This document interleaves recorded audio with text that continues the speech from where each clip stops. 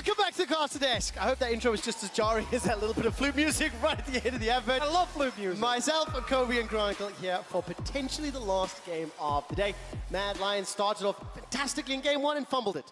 Then got dumpstered in game two. And it's up to them once again to figure out what are they going to do to keep their chances alive in the upper bracket. They picked blue side once again. Kobe, I don't know what Mad have to do to change, but they've shown they can get early leads. They've shown they can get a couple of advantages, but I do think that Aphelios they have to find an answer to Aphelios. Either ban it or pick it early. Yeah, everybody's going to be looking directly at that. Everyone's going to have those memes where you're trying to figure out the last letter of banning Aphelios. Yes.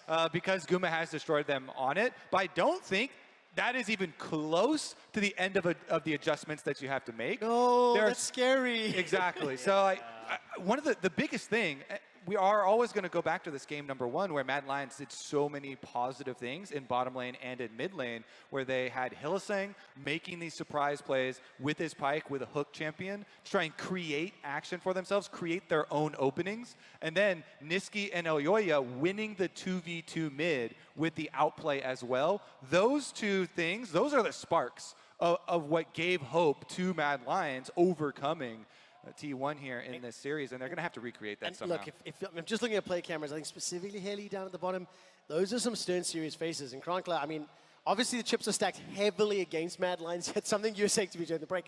Do you know, Keria could just cook. Just let him cook. Keria could pull something crazy out, then we go to game 4. I really hope that happens personally, but I don't expect it. No, T1 have gotten a little better about that. What I specifically for draft want to see, I think we should let go of the cannon. I think the cannon Yes. B1 is such an important direction for your draft. There's a lot of different ways that you can use that for. Maybe you can free up some of the bans that you've been going for. I think the Lucians should stay banned, but something like the Jace, maybe you take a gamble there, let that up and pick something else, because the Cannon, even when they were as far ahead as they weren't able to actually get anything going with it. And T1 have also shown that they're very happy to just pick something to neutralize it, be it the Ksante or be it the Karma, and then it doesn't really get anything done. And then flexing that Ksante as well, like just such a good move here from T1. I think in particular as well, banning away the Gragas has been huge. I think Nisqy really got to flex on that champion significantly throughout the LEC playoff run, especially on their run towards finals. Hylissang, man, they got Pyke in game 1, was banned in game 2. I will say just that one of the answers to the Aphelios question is, I don't think picking away is the best. I'm not super in love with Carzzy's Aphelios personally, so if it is banned, Lucian, Nidalee, Jace have been the 3 blue side bans that Mad Lions have gone with so far. Either Nidalee or Jace, in my opinion, have to be let through, because I don't think you can let Lucian.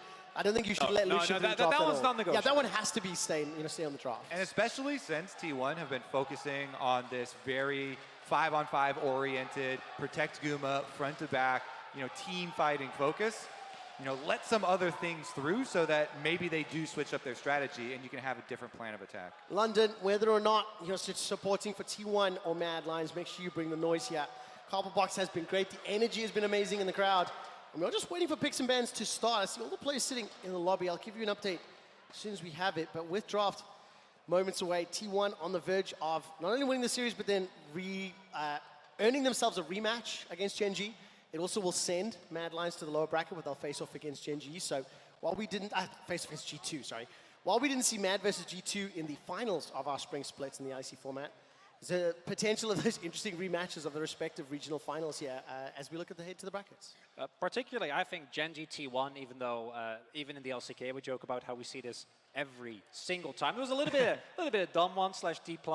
They stuck around for a little bit, but besides that, it's been mostly those 2 teams. But specifically with how the bracket played out, I think that rematch, a third best of 5 between those 2 teams, is something that I think even if you're not an LCK fan, you're going to be excited for.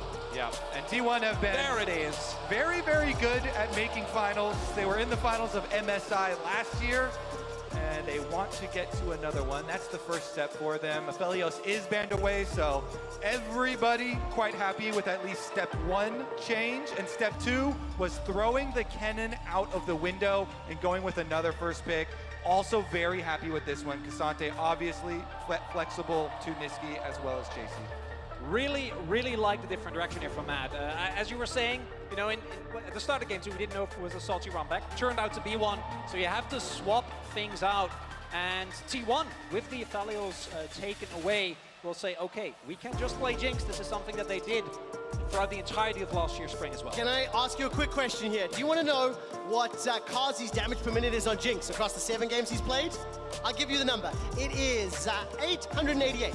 Do you want to know what Gumas plays? Well, hold on. Oh, excuse me, ignore me. Moving on. I got my wrong series. Look at the minute number. Pivot. A glitch in the quick stats, which were, by the way, stats that I had gotten.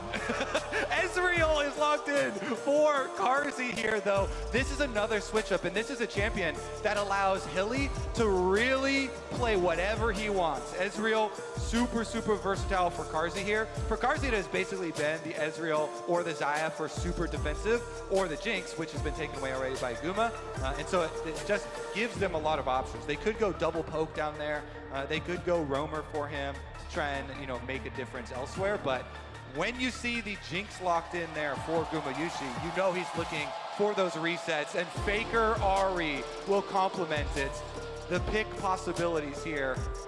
And listen to London, as soon as that Ahri was locked in, everyone very excited for Faker to be playing on one of those super influential champions. Definitely not your traditional kind of like Assassin, plays a little more of that supportive role in that mid lane.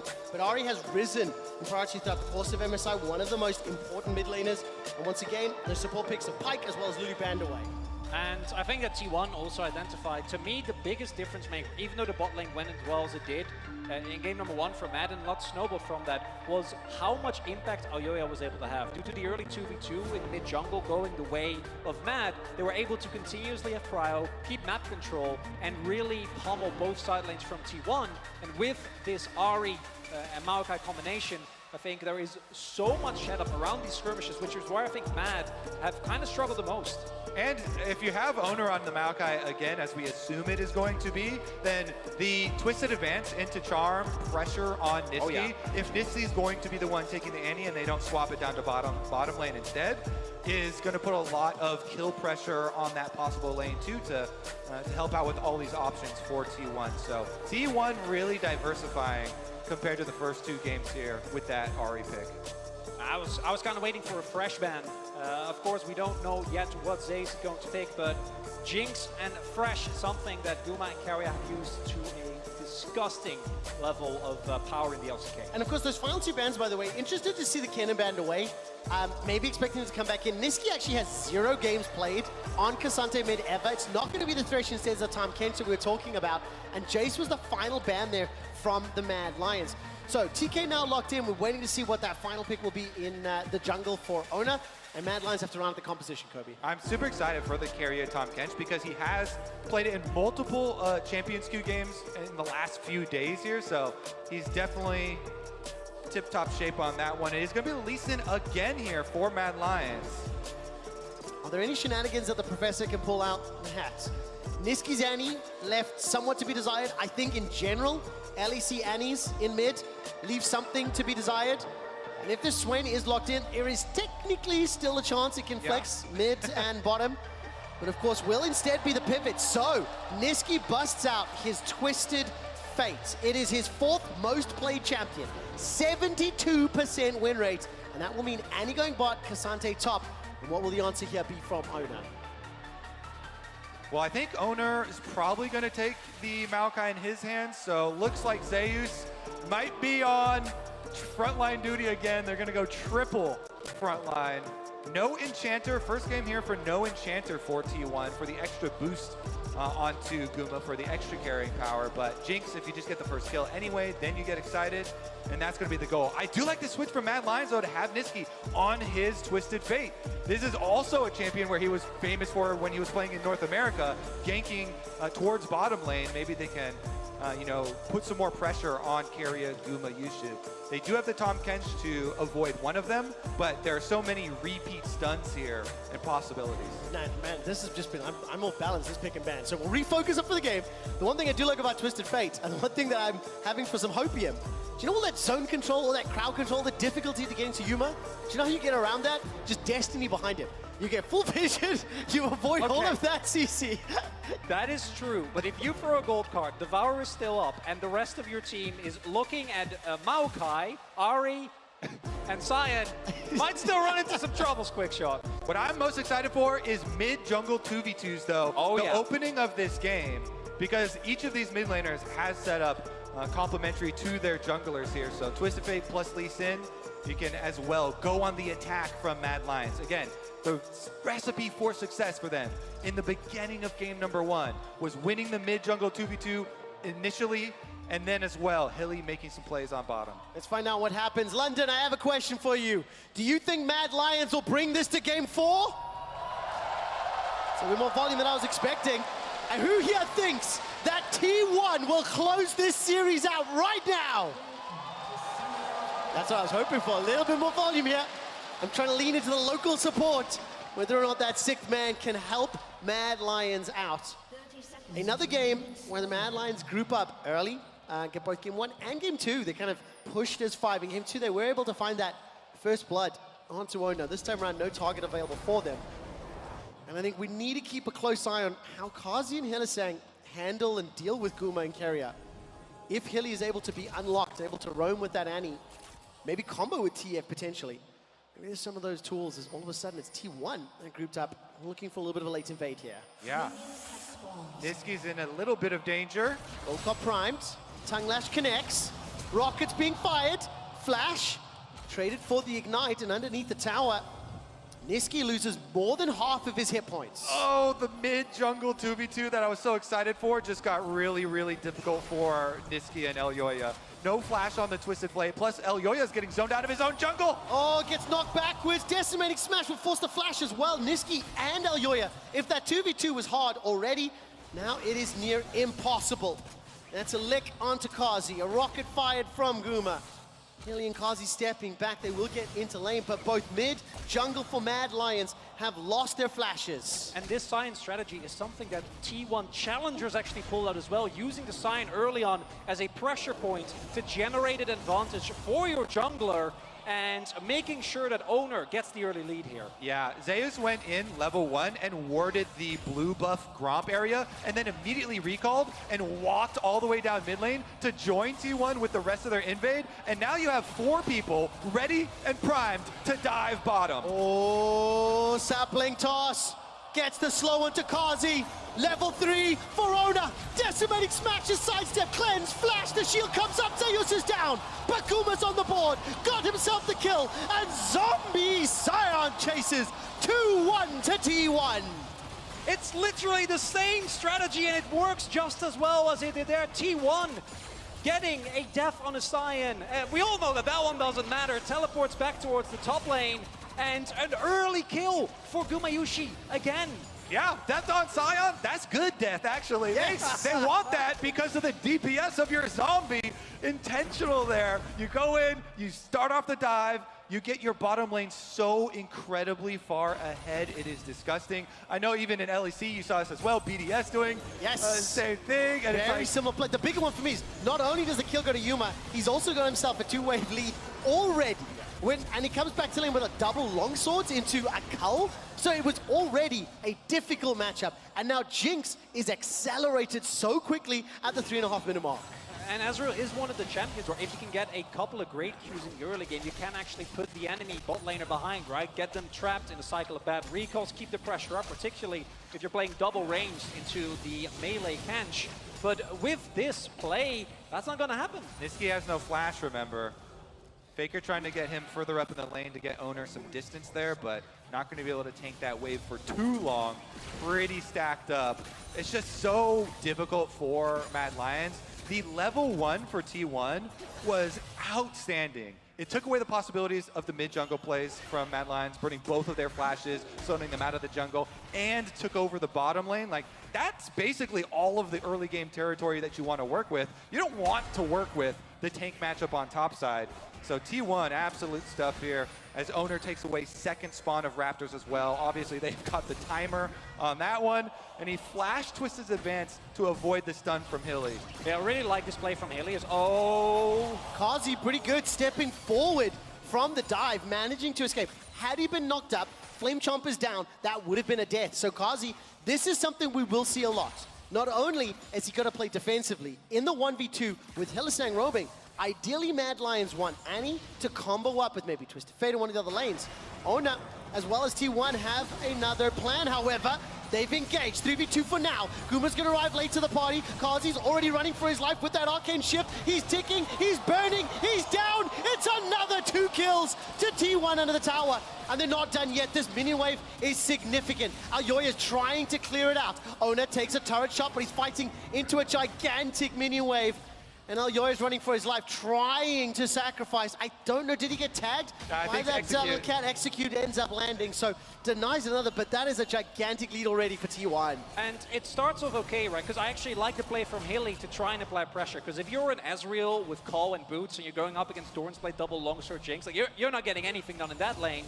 But then, unfortunately, Oner is able to get out fine. And then on the counter play, as they are able to get the wave, and even though Carzzy didn't die, it did take a decent amount of damage, it sets up the subsequent dive. And even with Elyoya and Hilly there, they lose the 3v3, and now this bot lane again out of control. I absolutely hate Sion level 1s.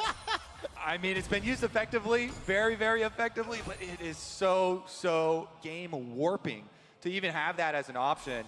T1 just massively wiping Mad Lions early game, you know, off of the map even. And with the repeat plays too, yes. Really good repeat plays kept up by T1. The revisit from Oner, continuing to play off the side of the map where they have all this pressure. They do, of course, sacrifice Zeus, and might have to sacrifice him again. We're going to find out, but at what cost, right? Because while there's a 2v1 in the top lane, down in the bottom lane, this is turning into a 3v3. Destiny, Gate, Gold Card connects. Carzzy's chasing Guma. He's got himself a bounty already. Nisqy needs a couple more autos. Guma escapes to the 100 HP. Carzzy's focusing on Keria. In the top lane, Zeus has managed to trade one back. Now in the bottom lane, though, Carzzy and the rest of Mad are running for their lives. Nisqy's so incredibly low. Focus arriving. Spirit Rush is available. Spirit Rush, Foxfire, Orb, and Deception of Mad. Lions get dominated. Faker has arrived. Flash ulti into them. Hits the charm under tower as well. T1 unstoppable here. Yeah, Zeus. Wow, Okay. Chef's kiss, that was beautiful. Oh, no. They're not done, Trevor. They're Take not, a look. they are, Mad Lions, sorry, correction. Mad Lions are done. Chronicler, that was beautiful from T1. Okay, I want to propose a deal to you guys. Okay, what's that? You get a fat Ksante. Okay. I get a Jinx with 3 kills, an Ahri with 2 kills, and a Maokai that's monster fed. I mean, What do you say? It's already been accepted. Yes. No, Well, love to hear that. It's definitely not the deal that I would have wanted to take, but look at that scoreboard. 206, 202, 302. Not only is there gold leads everywhere, it's concentrated, Kobe, in all the players you want. And even Sion, who was dove 2v1, still managed to pick up that kill and is on the same gold as Chasy. So that deal that you made, you lied, and the terms have not paid out. Well, he's up in CS. Hylissang forced a flash, and Nature's Grasp flies out. He's charmed, he's caught, he's taken down. 10 kills for T1 at 8 minutes, and London is turning into a library as T1 have arrived and they've started their campaign at MSI in phenomenal fashion. All right, Faker gonna come and try and chase Nisqy off the turret plate. Turret plate acquired. There you go, Trevor. 4 Mad Lions. Glass half full. I like it, Kobe. 170 gold. Even London's like, bruh, too much. Because there's 3 plates secured for Guma in the bottom lane. 25 CS up. The Dragon is being secured here. And for Mad Lions, they are in so much threat. Keria roaming. Another charm connects. Nisqy gets a shield, and it's Guma sniping from downtown. Super mega death rocket, sending Nisqy back to the fountain. That gold lead accelerating even further. And it looked like that Rift Herald as well. While it was picked up by Elyoya, this bottom tower is under threat. Pow being used to do so much work here for Gumayusi. What's that? 2,000 gold lead in the bottom lane alone at 9 minutes. And now Keria, do you know, I reckon they could even dive again if they wanted to. And absolutely, like at this point, T1 can do whatever they want on the map. Well, right now, T1 are going to be defending this top lane. Rift Herald was dropped. Shelly's going to get that charge in just a moment, at least moving the plates gold over to Chasy. He's pulled backwards. I'm keeping an eye on the mini-map. Mid lane is pushed in. Nisqy's got that Destiny available. And the only way that I see Mad Lions being able to claw back this deficit, Twisted Fate plays need to be consistently and consecutively successful for Mad Lions, this game is already nearly untenable. It is a Jinx that's approaching Mythic, like 10, 12 minutes in. And I think if, yes, some of those shutdowns can come in, that's a 500 gold shutdown, which is huge at this stage. Zeus running away from his life, unstoppable force, will be enough to get him out for now, and Hilly and Chasy cannot find that kill. Yeah, Mad Lions continually trying to throw as much as they can up towards top side. They use the Rift Road up there. They got the extra turret plates.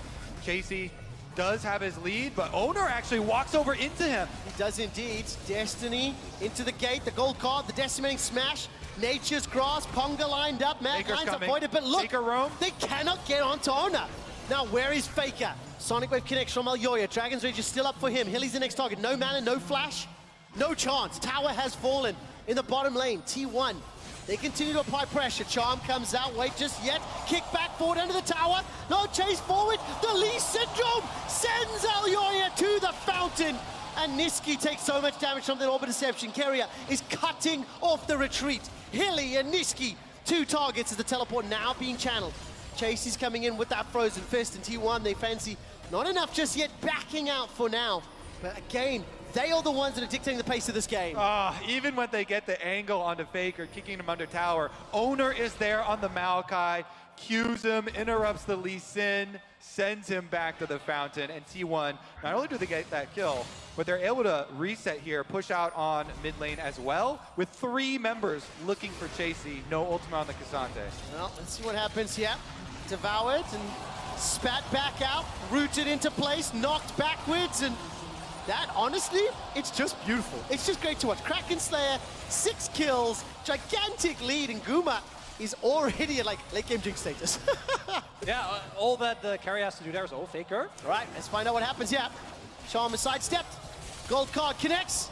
Faker just about taken down. It's the moral victory for the Mad Lions. It is a shutdown there for Carzzy, so Ezreal gets some money back into it, but the whole time Guma's just eating up here on these turret plates. The Ksante was almost 3k gold. So Guma got all 5 plates in the bottom lane. Yeah. About to get, what, 3-4 plates in the top lane. I don't know how many individually he's collected, right?